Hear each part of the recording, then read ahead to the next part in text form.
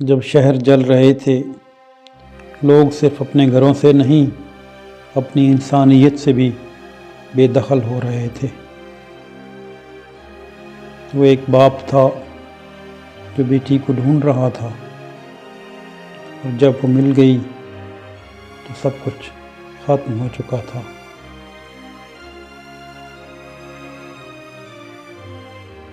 یہ کہانی ہے ایک کھلے جسم اور بند دروازے کی۔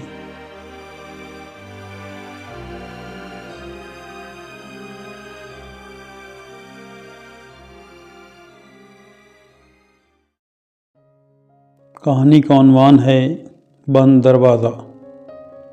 شہر پر شام اس طرح اتری تھی جیسے کسی نے آسمان سے راکھ انڈیل دی ہو۔ ہوا میں جلتے ہوئے لکڑی کے دروازوں، کپڑوں اور انسانوں کی ملی جلی بو تھی۔ گلیاں خالی تھیں مگر خاموش نہیں۔ کہیں دور سے کسی عورت کے رونے کی آواز، کہیں کسی بچے کی چیخ، اور کہیں پتھروں پر بھاگتے قدموں کی دہشت۔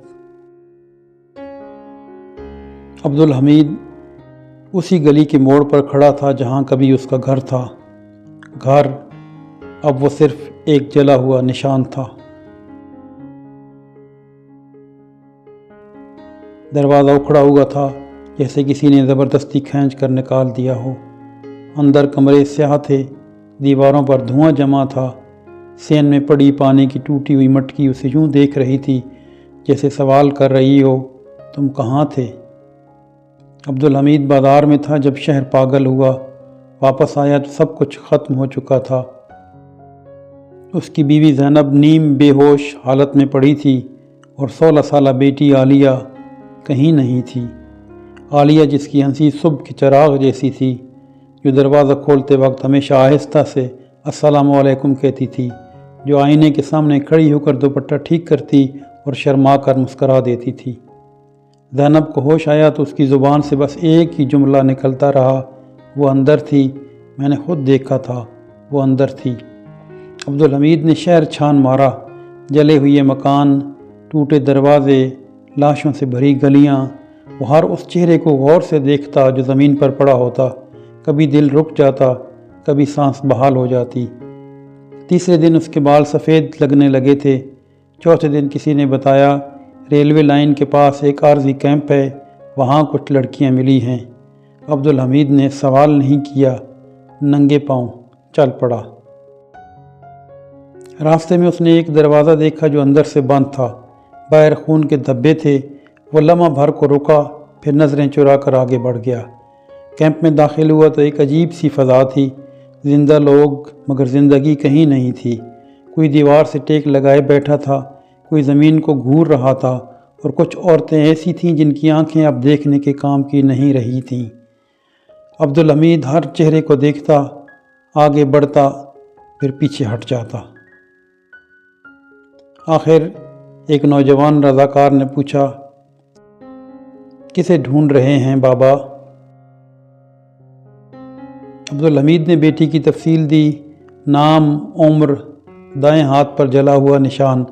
رضاکار کی آنکھوں میں ایک سایہ سا آیا، ایک لڑکی ہے مگر۔ وہ رک گیا، مگر کیا؟ عبدالحمید کی آواز کانپ گئی۔ رضاکار نے بات مکمل کی، وہ بولتی نہیں۔ عبدالحمید کو یوں لگا جیسے اس کا دل دھڑکنا بھولنے لگا ہو۔ اسے ایک چھوٹے سے کمرے کی طرف لے جایا گیا۔ دروازہ بند تھا، اندر مکمل خاموشی، ایسی خاموشی جو چیخوں سے زیادہ شور مچاتی ہے۔ رضاکار نے آہستہ سے کنڈی کھولی، دروازہ چرچرایا۔ عالیہ چارپائی پر بیٹھی تھی، وہی قد، وہی چہرہ، مگر وہ لڑکی نہیں تھی جو گھر سے نکلی تھی۔ بال بکھرے ہوئے، کپڑے میلے، آنکھیں جیسے کسی خالی کمرے کی کھڑکیاں ہوں۔ عبدالحمید نے ایک قدم آگے بڑھایا، عالیہ، کوئی جواب نہیں۔ بیٹی، میں ہوں ابا۔ اس نے ہاتھ بڑھایا۔ عالیہ نے چونک کر چارپائی کے پاس پڑا ہوا دوپٹہ اٹھایا اور فوراً اپنے سر پر ڈال لیا۔ عبدالحمید کے ہاتھ فضا میں ہی رک گئے۔ رضاکار نے نظریں چرا لیں۔ جب بھی کوئی مرد قریب آتا ہے وہ یہی کرتی ہے۔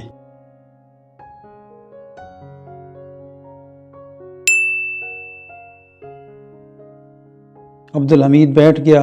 اسے لگا جیسے اس کے اندر کچھ ٹوٹ کر نیچے گر گیا ہو۔ وہ کچھ دیر وہیں بیٹھا رہا، نہ رونا آیا نہ چیخا، صرف سانس چلتی رہی جیسے اس کی آنکھیں خشک ہو چکی ہوں اور جذبات مردہ۔ عالیہ خاموش بیٹھی رہی، باپ کو پہچانا نہ انکار کیا۔ عبدالحمید بجھی ہوئی دل کے ساتھ اپنی بیوی کو لینے چلا گیا۔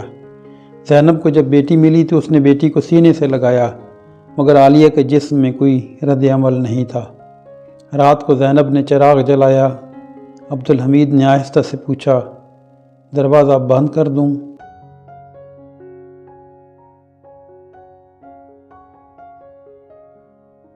عالیہ چونک گئی اور اس نے فوراً نفی میں سر ہلا دیا۔ زینب نے سوالیہ نظروں سے شوہر کو دیکھا۔ عبدالحمید خاموش رہا۔ رات بھر دروازہ کھلا رہا۔ صبح عالیہ اٹھی، خاموشی سے دروازے تک گئی، اسے بند کیا اور اندر سے کنڈی چڑھا دی۔ کنڈی کی آواز زینب کے دل میں اتر گئی۔ عبدالحمید باہر چپ چاپ بیٹھا رہا۔ اسے پہلی بار احساس ہوا کہ کچھ دروازے بند ہوں تو اچھا ہوتا ہے، مگر کچھ بند ہو جائیں تو زندگی ختم ہو جاتی ہے۔ شام کو اس نے سوچا وہ بچ گئی ہے، پھر دل نے جواب دیا، نہیں، بس سانس لے رہی ہے۔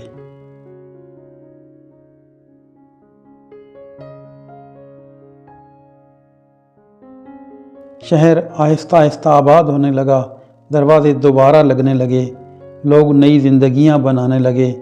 اس گھر میں دروازہ تو تھا، مگر وہ کبھی واقعی نہیں کھلا، اور عبدالحمید ہر رات سوچتا، اگر دروازہ بند نہ ہوتا تو شاید انسان بھی بند نہ ہوتا۔